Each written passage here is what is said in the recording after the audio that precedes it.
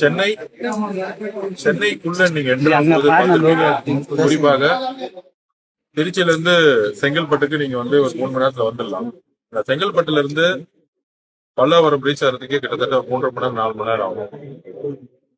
So Chennai உள்ள வண்டி அது காரோ பஸ்ஸோ மற்ற வண்டிகள் வரும்பொழுது டிராபிக் பெருமளவுல ஹெவியா இருக்கு. கடந்த 30-40 வருஷங்களாக அதுக்கான திட்டங்கள் சரியாக இல்லை. சென்னை என்டர் போதோ இல்லை எக்ஸிட் ஆகும் போதோ அதுக்கான தனி பிளான் பண்ணிட்டு இருக்கோம். அதுக்காக தான் ஒரு பேசிட்டு சென்னை பெரிய ரிங் ரோடுன்னு சொல்லக்கூடிய ப்ராஜெக்ட்ஸ் சிபிஆர் ப்ராஜெக்ட்ஸ் வந்து பாத்தீங்கன்னா நாத்தன் Thatchur 25 Thatchur on NH60 to start to Thiruvallur bypass, அதுக்கப்புறம் start to Thiruvallur bypass to Sriperumbudur, அப்புறம் 4வது ப்ராஜெக்ட் ஸ்ரீபெரும்புத்தூர் டு சிங்கப்பெருமாள் கோயில், அப்புறம் 5வது ப்ராஜெக்ட் சிங்கப்பெருமாள் கோயில் டு மாமல்லபுரம். ஸோ இதோடைய ஸ்டார்டிங் பாயிண்டா நம்ம இங்க நிக்கிறோம். இந்த ஃபர்ஸ்ட் பேஸ் ப்ராஜெக்ட் வந்து டாட்டா வந்து பண்ணிருக்காங்க. பல்வேறு நிறுவனங்கள் இந்த 5 பேஸை வந்து பண்ணிட்டு இருக்காங்க. சில தேவைகள் கவர்மெண்ட் பக்கத்துல இருந்து இருக்கக்கூடிய ஒர்க்கர்ஸ் நிறைய தேவைப்பட்டுச்சு, பண்ணி எடுத்தவங்களுக்கு. அது விஷயமா ஃபீல்டு அனலைஸ் பண்ணிட்டு இருக்கோம்.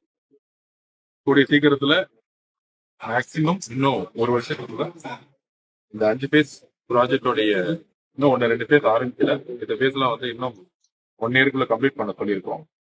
ஸோ கான்ட்ராக்டர்ஸுக்கு தேவையான கவர்மெண்ட் பக்கம் ஏதாச்சும் தேவைகள் இருந்தா அவங்களோட ஃபீல்ட்லயே வந்து ஆலோசிக்கிறதுக்காக நாங்கள் வந்திருக்கோம்.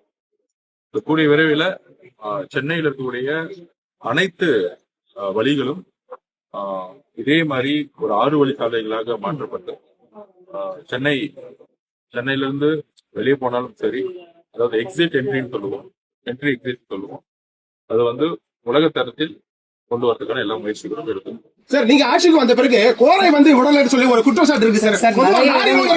பண்றாங்க சார். அதாவது எல்லாத்துக்குமே காசு கொடுத்துதான் வாங்குறாங்க. ஆனா சென்ட்ரல் கவர்மெண்ட் ப்ராஜெக்ட்டுக்கு மட்டும் காசு இல்லாம இங்க சாம்பல் கொடுக்குறாங்க சார்.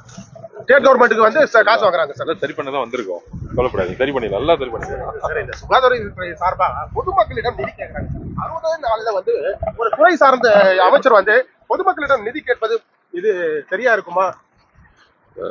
அதுக்கு ஆல்ரெடி வந்து ஹெல்த் மினிஸ்டர் சொல்லியிருக்காரு, எல்லா தவறுகளும் சரி செய்யப்படும் அவரே சொல்லியிருக்காரு. கண்டிப்பாக கூடிய விரைவில் கீழே மேல இருக்க ஊழல் வந்து இல்லைன்னு சொல்றதோட ஒழிச்சாச்சு.